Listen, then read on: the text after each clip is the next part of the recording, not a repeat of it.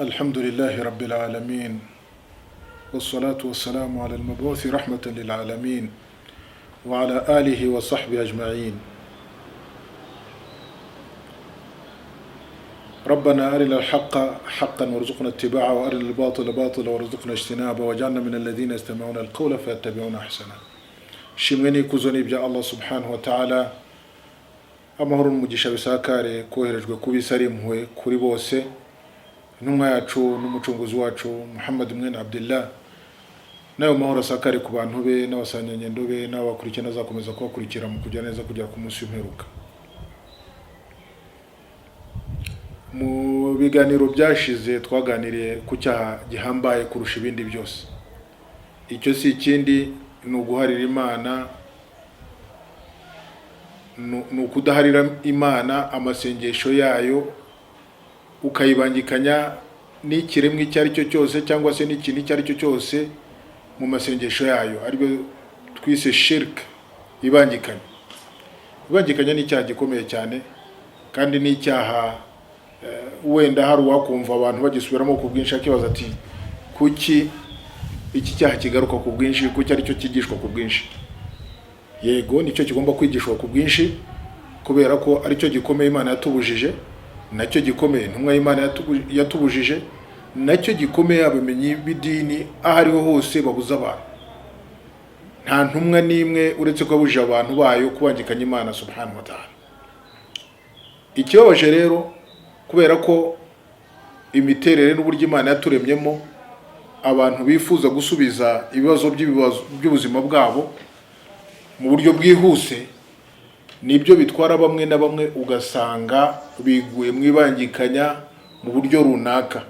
Yewe hari n'ushobora kubangikanya kubwira ngo reka ngerageze ndangize iki kibazo nzicuza, ukagira ngo afite isezerano n'Imana ry'uko uko kwicuza azakugeraho. Kushobora kubangikanya Imana ubyita ko ari umukino, mu isegonda imwe, muri iyo segonda imwe ukaburagiye. Icyaha cyo kubangikanya ntabwo gikinishwa, ni icyaha abantu bagomba kugendera kuri. Abantu rero mu rwego rwo gusubiza ibibazo byabo, kubera ko abantu baremetse mu gushaka ibashimishije, abantu barashaka imitungo, abantu barashaka imyanya y'ibyubahiro, abantu barashaka imbyaro, abantu barashaka ibi n'ibi, yewe n'inshuti. Hari n'udatinya kubangikanya Imana ngo kugira ngo nakazamubera inshuti. Yewe ni naho bamwe cyane cyane nko kubashakanye usanga nk'abagore bakoresha uburyo bw'inzaratsi rimwe na rimwe, kabone nubwo zazamo kubangikanya Imana ko kugira ngo umugabo we amutsimbarareho. Icyo kikaba kibaye impamvu yo gutuma umuntu wakwishyira mu kaga gakomeye. Ni ukuvuga gushaka ibyiza abantu bashakira imitima yabo ni kimwe mu bintu bituma bashaka kwishora mu ntuza mu mwibangikanya Imana. Ugasanga umuntu kubera ko ashaka amafaranga, icyo ari cyo cyose yagikora kugira ngo ayo mafaranga yabone. Umuntu ngo kubera ko yashatse akamara imyaka 15 atarabyara, niba ari umugore niba ari umugabo, yitwa ko yasenze Imana ngo iyo myaka yose ngo akabona igisubizo kiratinze, akumva noneho ko igisubizo kiri bubanguke namara kwitabaza Shetani, akitabaza abambari bayo, akitabaza abakozi bayo, agakora ibyo Imana yaziririje ko ariho ari bubone umwana. Ibi bintu ni akaga gakomeye cyane. Hariho n'abandi babangikanya Imana kugira ngo bave mu byo barimo gutinya. Bishobora kuba ari uburwayi, bishobora kuba ari ibibazo wenda mu kazi runaka, bishobora kuba icyo ari cyo cyose. Akarwara yabona arangije imyaka 5 adakira, tava kwa muganga, akumva ko uburyo yakoresha kugira ngo akire ubwo burwayi ariko yasaba ikindi kitari Imana kugira ngo kimufashe. Ibyo rero nibyo bangikanya, naho ibangikanya rihera. Buri muntu rifite aho rimufatira. Abashaka abana ribafatira mu gushaka abana, abashaka amafaranga rikabafatira mu gushaka amafaranga, abashaka ibyubahiro n'imyanya ibangikanya rikabafatira, n'amashitani akabafatira muri uko gushaka imyanya. Abarembye baheze mu bitaro cyangwa se abandi bari mu mago yabo bameze nabi, ibangikanya rikabafatiraho. Mbese urokoka iki cyaha ni wa wundi uhagaze kuri tawhid, wa wundi wamaze kumenya Imana nyabyo, akumva ko kubaho kwe, gukira kwe, kubyara kwe, guhinga no kweza kwe nta wundi uzabimugezaho utari Nyagasani subhanahu wa ta'ala. Akumva ko uburwayi afite uko bungana aho bwamugeza nta wundi uzabumukuramo uretse Allah subhanahu wa ta'ala. Akumva ko akaga afite koko wenda afite ibibazo mu kazi ke, niba hari ibibazo by'ingorane ahura nazo zitewe na bagenzi be, niba ari akazi katagenda neza, niba ari ibyashara byapfuye, akumva ko ibyo ngibyo atazabikurwamo n'ibitazagenda akamanika mu biro cyangwa se akamanika munsi y'ameza cyangwa se hejuru y'inkomanizo z'imiryango. Ibyo byose nibyo bintu bituma bene Adamu bisanga baguye mu ibangikanya no gukabya rimwe na rimwe, ugasanga bakabije ku bantu, bakumva ngo umuntu runaka intumwa y'Imana ni intumwa y'Imana, Imana yatonesheje, nkaho basenze Imana yamutonesheje, bagasenga uwo nguwo Imana yatonesheje. Wasenze utonesha Allah subhanahu wa ta'ala, urasenga umutoni cyangwa wakagombye gusenga utonesha? Uwamugize umutoni ni Allah subhanahu wa ta'ala. Nayo mpamvu kizira kikaziririzwa kuba wasenga uwo ari wese, niyo yaba ari intumwa, yaba intumwa yacu Muhammad sallallahu alaihi wasallam, ntabwo wayisenga, nta nubwo wayisaba, nta nubwo wayambaza. Ni nkuko utasaba Yesu ibn Maryam, ntabwo wamusaba, nta nubwo wamwambaza, nta nubwo ku cyari cyo cyose, nta nubwo wamwiringira ngo gukure mu bibazo. Ni nkuko utasaba Musa, ni nkuko utasenga Ibrahim, ni nkuko utasenga Nuh. Intumwa zose ni kimwe, n'ibiremwa by'Imana byose ni bimwe, n'abamarayika ni nkuko nanone hariho n'abandi barenga imbi bakavuga ati ni ibintumwa zari abantu batuye ku isi babayeho kimwe n'abandi, reka turenge imbi twe tujye tugisabira abamarayika. Abamarayika ni abantu, ibiremwa by'Imana bya bugufi, ibiremwa by'Imana bidakora icyaha. Ufate nka marayika Gabriel, uvuge uti ngiye ibibazo byanjye nzajya mbitura Jibril, ugiye n'amazi, cyangwa se Mikail, cyangwa se Israfil. Hariho n'abandi kubera guhuma imitima, noneho n'ibyo bibazo bye ntabone ko byakemurwa n'abo ngabo nabo badafite icyo bashoboye, badafite icyo bamumarira, kuko nabo ubwabo ntacyo bimariye. Baba ari abo bamarayika, zaba ari intumwa z'Imana, ntacyo bashoboye, nta n'icyo bimariye. Icyo bashoboye nicyo bashobojwe n'Imana, icyo bamaze nicyo Imana yabahaye kumara, nta kindi. Hari abarenga rero bagahitamo no gukora n'amashayitani, kubera ko shayitani ari umwanzi wacu n'ikivume Imana yayivumye, kandi akazi kayo ari ukoshya, ikoshya ikakwereka ko ibintu urimo ntacyo bigutwaye. Nkuko Adamu, Ibilisi yamubwiye ati wariye kuri iki giti ko nta kibazo, ko yaba impamvu yo kumererwa neza wowe. N'abandi nuko ibagendera, kamubwiye ati wowe ukoze gutya ibintu byacamo, kandi n'ibyo byagusaba gusaba ibitambo, ngo hari abandi batanga ibitambo by'abana babo, abandi bagatamba ibitambo by'abagore babo, ngo kugira ngo aho wagera utari kumwe n'umugore wawe ku igeno ry'Imana ni he umaze kumurangiza? Aho wagera umaze gutaba imfura yawe ikaba umuntu uri aho ngaho w'ikizungu ni he? Ngo kubera ko ari amashitani n'amajini byabigusabye. Ibi ngibi nabyo nakaga kome. Iyo niyo shirk, iyi niyo shirk, kugereranya Imana n'ikitari Imana mu bigomba Imana by'amasengesho, ukabangikanya Imana mu masengesho. Iyi shirk rero irimo ibice bibiri mu by'ukuri. Hari shirk nini, ni nayo kaga gakome ikura umuntu mu Islam, igahanagura n'ibikorwa byabo. Wagira ibyago wapfuta nicujije ukabiteka mu muri wa Jahannam. Iyi shirk nini niyo ya mirongo ya Qur'ani igaragaza ko umuntu uzapfa bangikanya Nyagasani subhanahu wa ta'ala, uyu nguyu rwose nta uzamutabara, nijuru kuri we ari haramu. Iyi shirk nini nayo ubwayo igaragara mu mashusho agiye atandukanye. Ishusho ya mbere ni shirk igaragara mu buryo bw'amasengesho. Nk'amasengesho tuba tuvuga ni nko kubama asujud, cyangwa se kunama aruko, cyangwa se kwiringira, cyangwa se gusaba, n'amasengesho aho ava kagera. Yaba ari amasengesho akorwa n'umutima, nko kwiringira, nko kwizera, nko gutinya, nko kwambaza. Amasengesho yose akorwa n'umutima, n'amasengesho akorwa n'ururimi, n'amasengesho akorwa n'umubiri. Amasengesho ukavuga, aho kugira ngo ugaragire nyagasani subhanahu wa ta'ala ukatura mu kanwa kawe uvuga ko hari ibindi urimo guhamagara bitari nyagasani, bishobora kuba ari abantu, bishobora kuba ari amashitani, bishobora kuba ibi bintu biba ari ibangikanya ryo mu rwego rwo hejuru, mu rwego rw'amasengesho. Ni nko gukora amasengesho yandi uyakora shetani cyangwa se ikindi kitari Imana. Yaba ari amasengesho y'ibikorwa ukayakora utayakorera Imana. Ibi ngibi nicyo gice cya mbere cyangwa se ishusho ya mbere igaragaramo shirk mu rwego rw'amasengesho. Usenga ibindi bitari Imana subhanahu wa ta'ala, byaba ari ibishushanyo bibajwe, byaba ari byo tubona bitari n'abantu, nkuko abantu basenga bakanubamira izuba n'ukwezi.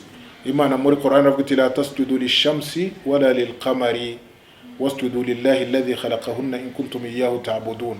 Muramenye ntimuzubamire izuba ndetse kandi muramenye ntimuzubamire ukwezi, ahubwo mujye mwubamira nyagasani wabaremye akarema n'ibyo biremwa, ibyo ngibyo izuba n'ukwezi. Niba kuko ari we mugaragira, niba musenga Allah, mwubamire Allah, mwunamire Allah, musabe Allah, nta kindi mugomba gusaba kitari Allah. Mu yindi aya nanone Allah subhanahu wa ta'ala avuga icyarangaga babayeho mbere mu kuganduka mu bagandukiye Imana. Imana ikavuga iti innahum kanu yusari'una fil khairat wa yad'unana raghaban wa rahaban wa kanu lana khashi'in. Baradusabaga kandi bakihutira gukora ibyiza, bakanadusaba biringiye ko tuzakira ubusabe bwabo, ariko nanone banatinya ibihano byacu, bazi ko ibikorwa byabo bitakwakira. Kandi bari abantu bibombaritse bicishije bugufi kuri twe, kuri Allah subhanahu wa ta'ala. Nukuvuga iticisha bugufi kuri Allah, ibyo waba urimo gukora byose ufite ibindi bicisha bugufi yabyo, icyo gihe wamaze kugwa mu cyaha gikomeye cyibangikanya mu masengesho. Ishusho ya kabiri yibangikanya, mwibangikanya rikuru, ni ukubangikanya Imana mu gusaba. Ugasaba nkaho wasabye Imana ku kibazo cyawe icyo ari cyo cyose ufite, ugasaba ntukananirwe gusaba ku cyo ari cyo cyose. Nta wundi usubiza abantu uretse Allah subhanahu wa ta'ala. Allah subhanahu wa ta'ala niwe usubiza icyo ari cyo cyose. Abasanyanye ndo nabo bakurikiye nyuma yawe barakuba ati twasabaga Imana mpaka ngira ngo n'imigozi y'indara z'umwe muri twe zacikaga, nta wundi yazisaba uretse Allah. Ntacyo ugomba gusaba rero, saba Imana. Icyo usaba icyo ari cyo cyose saba Imana. Imana iratanga urugero kuri iki, ivuga iti wa idha rakibu fil fulki fa idha rakibu fil fulki da'u Allah mukhlisina lahu ad-din. Imana ivuga kubangikanya Imana bo hambere, iyo wamaraga kuba bari mu mato yabo bari mu nzuzi, wasangaga nta wundi basaba uretse Allah subhanahu wa ta'ala. Bamusaba kugira ngo bakikanye urwo ruzi baruvemo amahoro, bagere ku butaka nta cyabo cyahuganye. Fa idha rakibu fil fulki da'u Allah mukhlisina lahu ad-din walamma najahum ila al-bar. Ariko nyagasani subhanahu wa ta'ala falamma najahum ila al-bar idha hum yushrikun. Babona bagize amahirwe yo kugera ku butaka bagatangira nanone kubera ko barateka ntacyo bagifitiye ubwoba, amazi bayavuyemo, bagatangira bakabagikanya Allah subhanahu wa ta'ala mu rwego rwo gusaba ibindi bitari Allah. Ishusho ya gatatu ibonekamo ibangikanya rinini ni ibangikanya mu rukundo. Ugomba gukundwa kubemera Imana ni Allah subhanahu wa ta'ala, urukundo rw'ikirenga ruruta byose wakunda byose utekereza. Ugakunda Imana kurusha ibindi byose utekereza. Iyo rero hari ikindi ukunda mu kimbo cy'Imana, n'urukundo rwawe kuri icyo ngicyo ukarureshesha n'urukundo ukunda Imana, cyangwa se ukagikunda kurusha uko ukunda Imana, icyo gihe uguye mwibangikanya.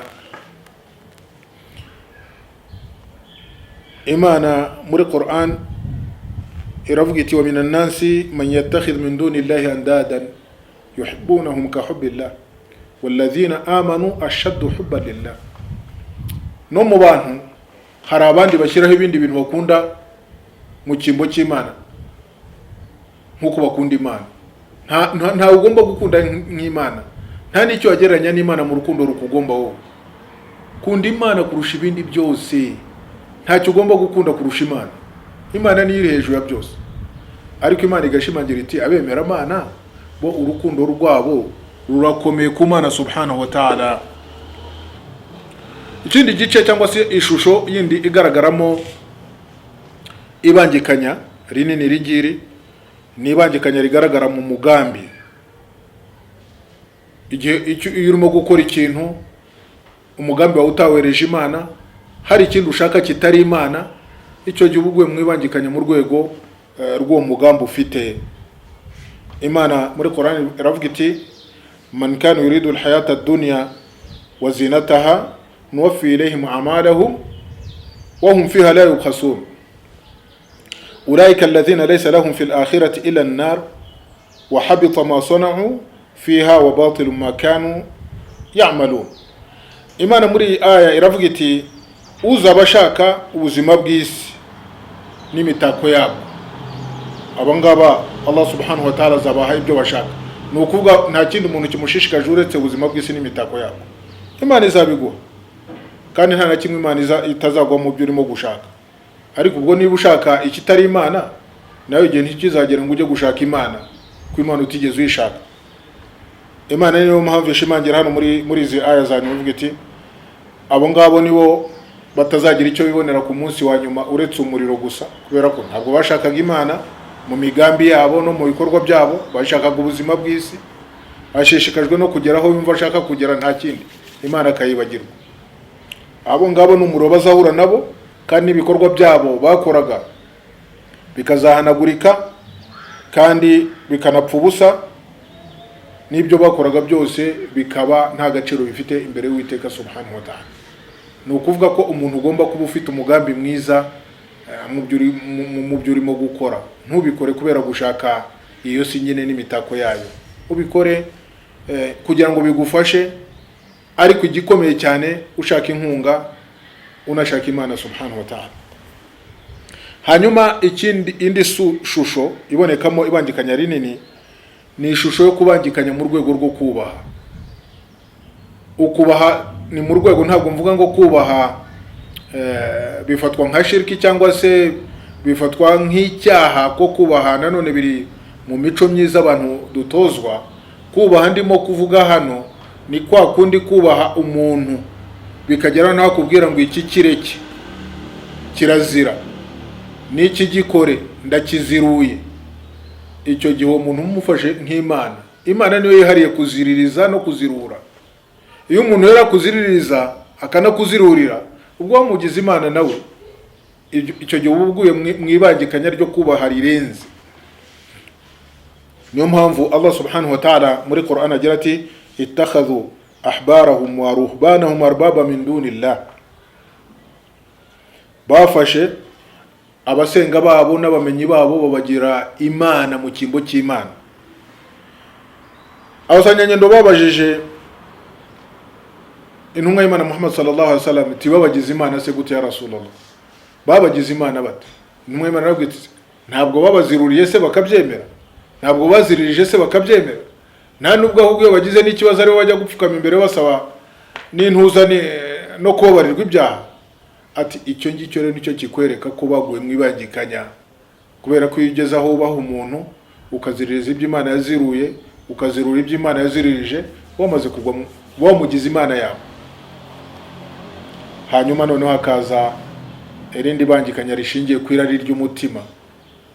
Imana iragaya cyane babandi bafata irari ry'imitima yabo akaba ariyo bagira Imana yabo, uko Imana ivuga iti afarayita man ittakhadha ilahahu hawa. Ese wabonye wa wundi ugira Imana ye ko ari irari ry'umutima we?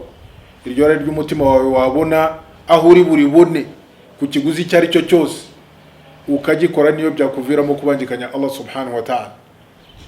Warigeraho ukumva ko wageze ku gikomeye, kandi ntabwo wakwitwa ko wageze ku gikomeye utaragera kwa Nyagasani subhanahu wa ta'ala.